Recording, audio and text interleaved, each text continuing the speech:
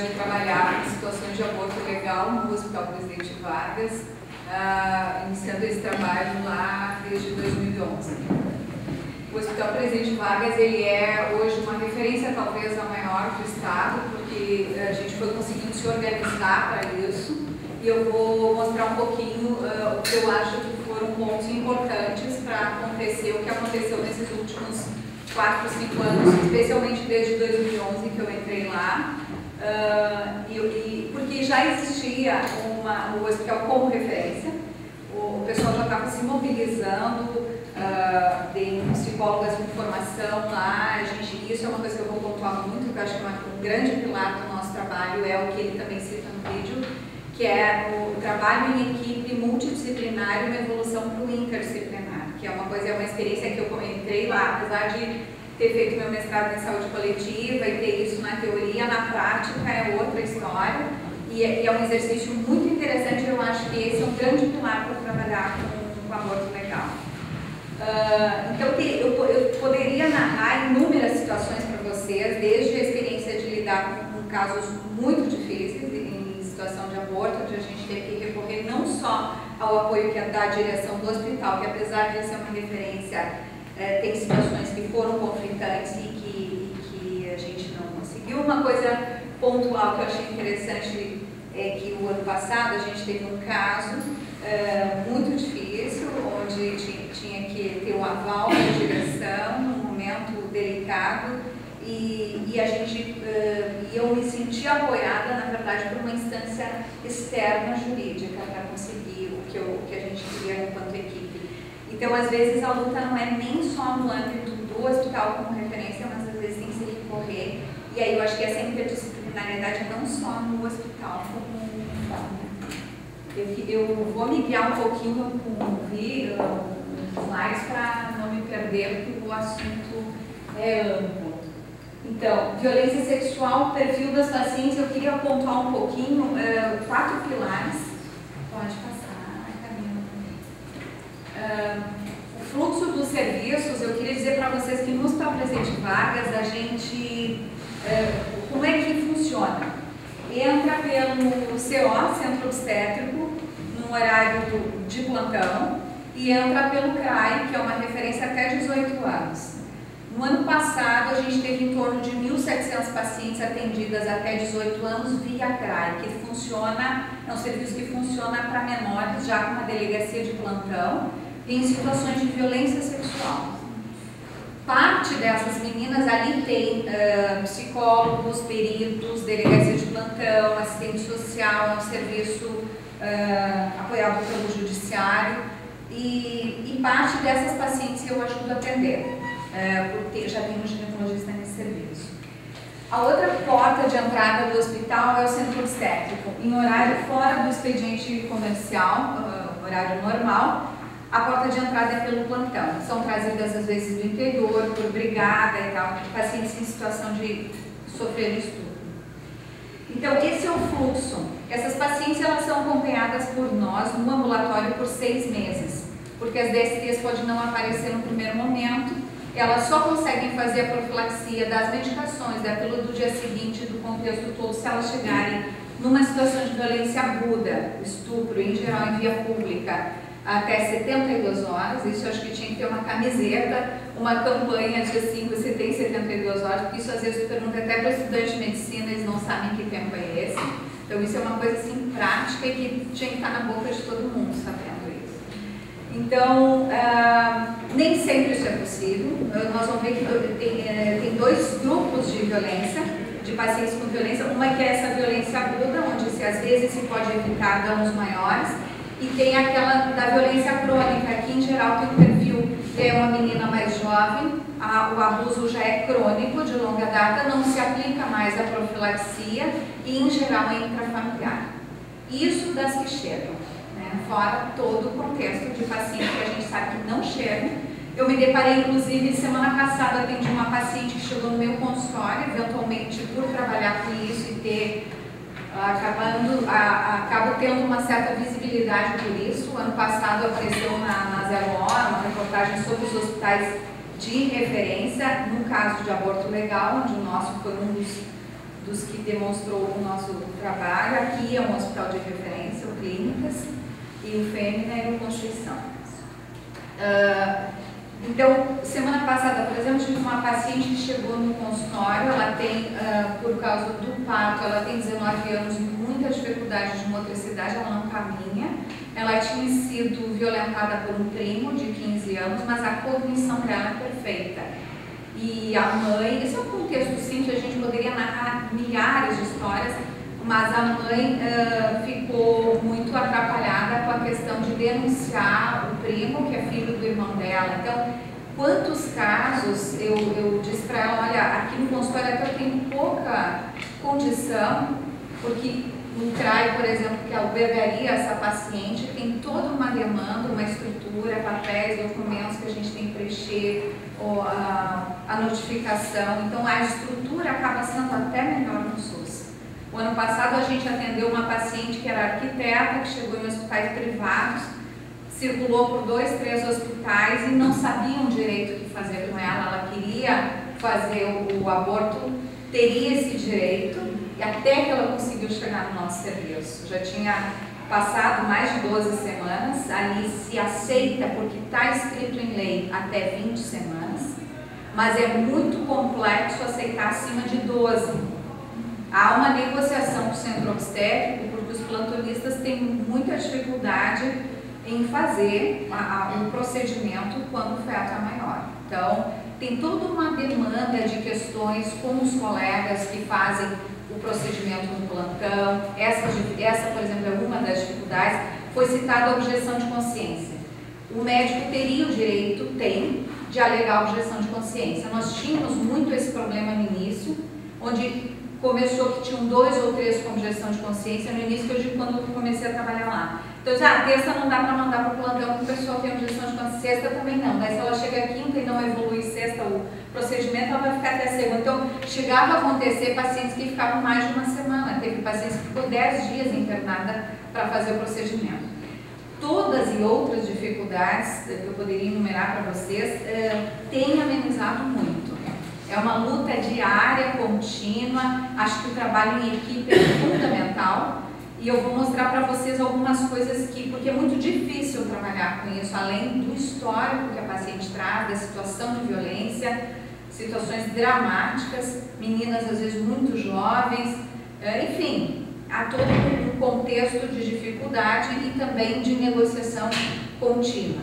Há os casos ditos mais fáceis, quando a menina é mais jovem e violentada intrafamiliar, às vezes pelo próprio pai, e que gerou uma gestação, esse contexto em geral é melhor aceito pelos plantonistas, porque todo mundo se sensibiliza com isso. No contexto de mulher adulta que foi violentada, mas ela bebeu, mas ela pegou carona com quem não devia, então isso é bem mais difícil. A objeção de consciência pelo profissional que vai atender, às vezes ela não é declarada, ela é velada. Essa questão que às vezes a gente tinha um dia específico, a gente foi discutindo isso com a direção e fomos definindo que, como o hospital é uma referência, se um dos colegas tinha objeção de consciência, os outros tinham que dar cobertura. Isso hoje a gente tem cá. Então não tem dia, até para não sobrecarregar, porque acabava, por exemplo, tinha um plantão e é interessante que as mulheres são mais atuantes. Esse caso muito difícil que a gente teve no ano passado, a resolução se deu com a vice-diretora e com toda a equipe de mulheres. E o plantão da quinta, especialmente, que eram só mulheres, acabava ficando visado, manda para a quinta que elas fazem. Então os outros já falavam que eram as aborteiras. Então, eu estou falando dos bastidores para vocês, de contextos de dificuldade, que não é fácil trabalhar com isso. Então, eu falei um pouquinho do fluxo, do número de pacientes que a gente atende. A gente tem em torno de 200, 300 pacientes por ano, novas, no ambulatório, que ficam em segmento por 6 meses. Independente, em geral, são situações de violência.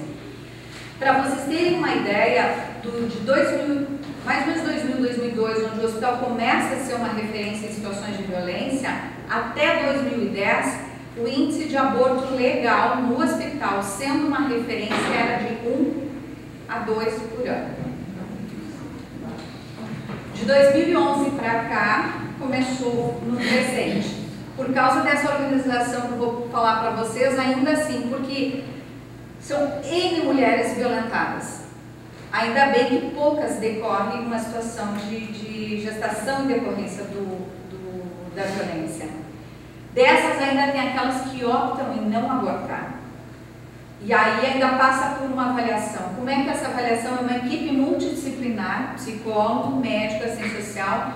O Ministério da Saúde preconiza normas técnicas que a gente assina os protocolos, avalia essa paciente também com tempo para ela pensar se há uma ambiguidade no discurso, a avaliação com a psicóloga define essas questões e nós todas nos reunimos no início e no fim, especialmente no fim da discussão. Isso se dá com brevidade, a gente tenta resolver a situação em torno de uma semana, então essas pacientes são acolhidas e atendidas de imediato e às vezes há divergência entre o grupo, a gente consegue colocar para fora entre nós, colegas, essas dificuldades, porque isso também nos ajuda a elaborar, para crescer nessa construção de atender esse tipo de situação.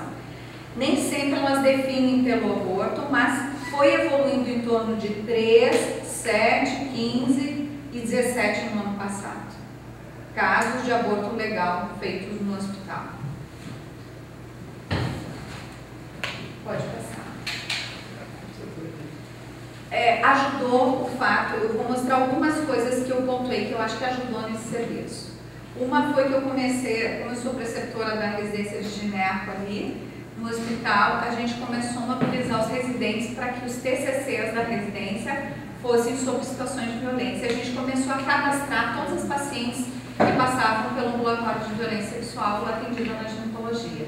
E isso foi mobilizando não só, aqui eu cito as residentes que já trabalharam pelos seus TCCs nessa coleta, e a gente tem registrado todas as pacientes atendidas no ambulatório, que é em média 200 por ano. Pode passar. Isso gerou de várias formas, elas também sendo, como diz assim, mobilizadoras entre os colegas, né? Porque chegava no CO, sempre cada vez que troca o ano, então tem situações de fluxo que tem que reexplicar de novo, é uma educação continuada. Então esse foi o estudo transversal de avaliação de todas, e ali a gente conseguia ter os índices do aborto legal, quantas faziam a profilaxia, quantas não chegavam em tempo, enfim.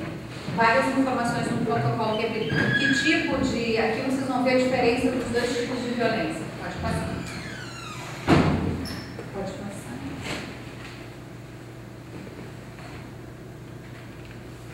Então, nessa pesquisa, a gente via que tem dois perfis que eu mais ou menos comentei com vocês. Tem uma situação de violência aguda, que são em geral jovens em torno de 20, está reduzindo esse número, o ano passado já ficou em torno de 15 a 18 anos. Ensino médio, o início da atividade sexual delas é em torno de 15 anos, que é a média no estado. Então, elas passaram por uma situação de violência já entre 18 e 20 anos, em via pública, uma situação aguda, então é a média das pacientes atendidas. O agressor é um agressor mais jovem, metade das vezes ele é conhecido, que é aquela situação que é o amigo da amiga, na festa, bebeu, sexo não consensual, não lembra direito, colocar coisa na bebida, mas que caracteriza a violência. Isso, às vezes, os residentes e estudantes têm dificuldade de aceitar, porque tem muito estigma e preconceito no comportamento de risco, de vulnerabilidade, em comparação com a situação de violência. Então, em geral, o local ainda é uma via pública, uma festa, um bar. Nós pegamos vários casos no ano passado em locais bem conhecidos, o clube, ou aquele da Cidade Baixa, e a própria casa do estudante, houve uma situação, que foi o nosso caso difícil, o mais difícil talvez. O sexo geralmente é sexo vaginal, isso tudo está descrito no protocolo. O atendimento, a via de entrada dessas pacientes é no CO, geralmente à noite, finais de semana. Ele é atendido por médico e muitas fazem o protocolo de DST, que é o segmento de 6 meses. Então, é um perfil bem diferente desse que também a gente recebe, que é uma paciente bem mais jovem, crianças, eu até não pego crianças que ficam no CRAI, com o gineco do CRAI, então eu pego acima de 12 anos, em geral elas têm 15 ou menos, incompleto pela idade, o fundamental. O início da vida sexual dessas meninas é um negócio cruel, é 10, 11 anos, porque em geral é o agressor, porque o primeiro contato sexual delas. É geralmente na casa da vítima, os mais são pai, padrasto e avô, avodrasto, como eles dizem. Quem trabalha com isso chama assim, avodrasto. E os tipos de agressão são toques, os mais comuns, não é sexo vaginal. Toques, sexo anal e sexo oral. É outro tipo de comportamento. E o agressor é mais velho, tem na faixa de 50 anos. E o atendimento dessas meninas, em geral, é multidisciplinar, porque a porta de entrada, 80% é via CRAI, e lá tem uma equipe multidisciplinar. Então, só para vocês entenderem que são dois perfis diferentes. Em termos de gestação decorrente de violência, mais ou menos metade de cada caso. Bom, acho que podemos passar, então, apesar de existir o direito ao aborto na situação de violência sexual, esse direito é pouco utilizado, não se sabe para onde referenciar, as pessoas não sabem disso. Pode passar. Nós fizemos, toda vez que surgia a dificuldade, a gente tem cada vez melhor uma relação com a direção para nos dar apoio. Hoje tem sido muito bom esse ano para cá, essa nova direção tem nos apoiado em vários pontos. Nós solicitamos coisas e isso é feito de imediato. O acompanhamento das pacientes por 6 meses, se ela não vem na consulta, a gente faz busca ativa. Em cada caso de aborto legal, ao final da nossa discussão interdisciplinar, isso ajudou muito, eu chamei isso de reuniões extraordinárias. A gente se obriga a se reunir antes de encaminhar para o centro obstétrico, para ver se todo mundo concorda, quais foram as dificuldades, e isso foi um exercício que foi nos ajudando muito. Contatos diretos e facilitadores quando alguma coisa não funcionava, seja com o CIO, com arquivo, com o CRAI, a gente sempre está em contato. E os ajustes que eu comentei com vocês quando há um colega com objeção de consciência, como é que a gente resolveu, e o acolhimento imediato das vítimas. Pode passar.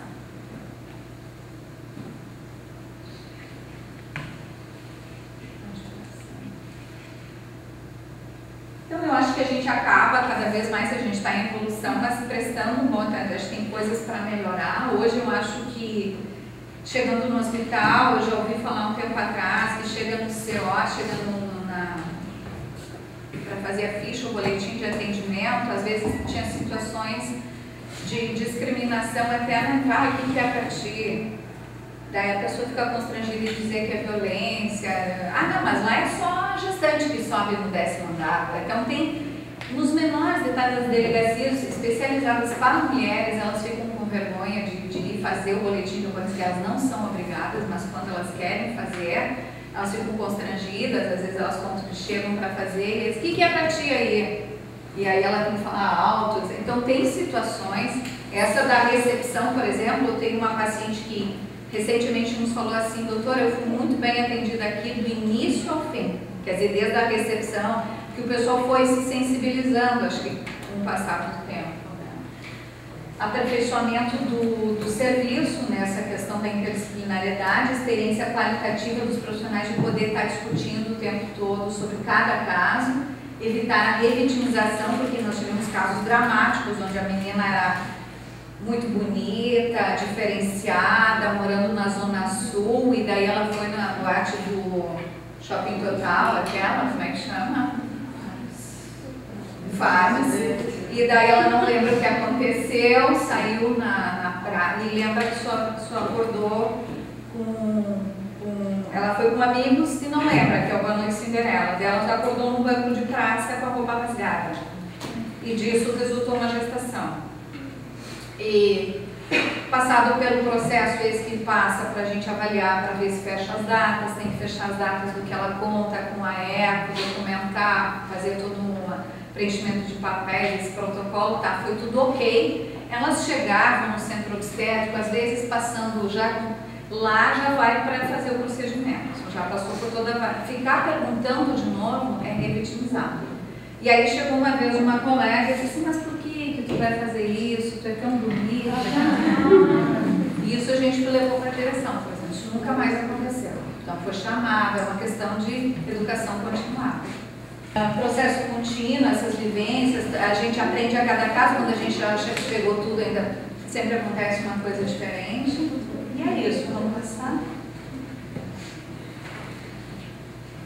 Há o desgaste psicológico. Nós recentemente tivemos uma enfermeira que era muito atuante, bem resolutiva, mas que se desgastou, católica praticante, não concordando com algumas tomadas de decisões. Ela foi cansando de trabalhar com isso, é um desgaste mesmo, né? E, enfim, aí a gente tem que achar uma outra pessoa, substituir. No momento eu sou a única, eu sou a única médica que trabalha nisso ali, então a gente está na luta para achar um outro, porque se eu saio de férias tem que ter alguém que substitua. Então tem as dificuldades de serviço.